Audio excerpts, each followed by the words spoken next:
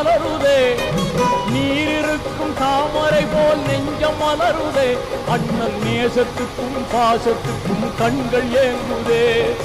யார் இதனை அங்கு வந்து எடுத்து சொல்வது, யார் இதனை அங்கு வந்து எடுத்து சொல்வது, உங்கள் அழைப்பிற்காக எனது மனம் ஏங்கி துடிக்குது, அழைப்புக்காக எனது மனம் ஏங்கி துடிக்குது.